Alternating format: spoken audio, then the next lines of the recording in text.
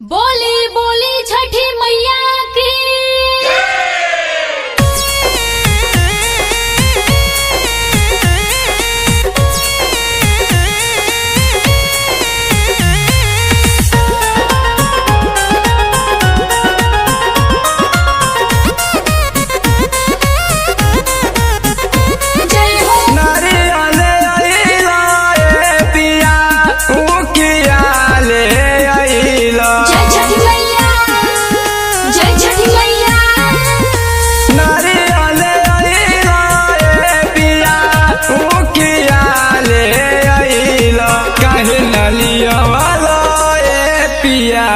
होशिया ढकनिया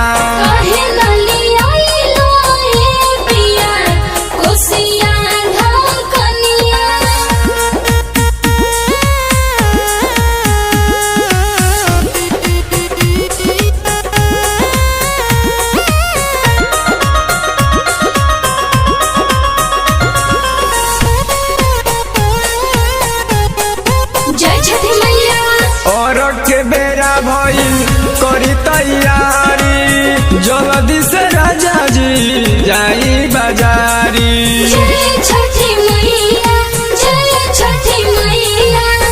और के बेरा भइल करी तैयारी जल्दी से राजा जी जाई बाजारी। तोरा ले आईनी पिया पलस पले आईनी काहे न लियाईनी पिया पानवा सो परिया।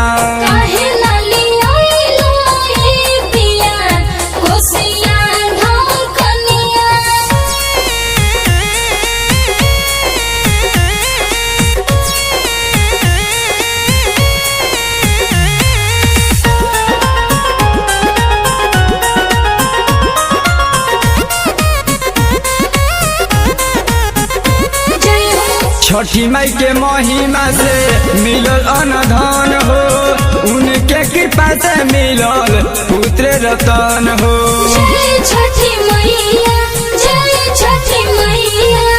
छठी माई के महिमा से मिलल अनधन हो उनके कृपा से मिलल पुत्र रतन हो।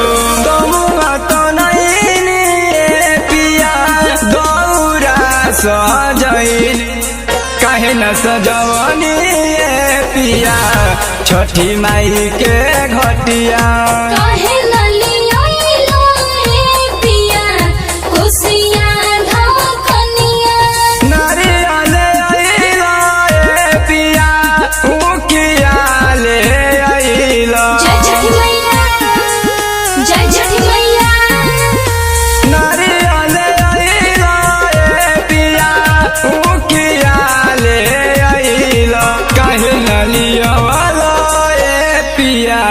होशिया ढकनिया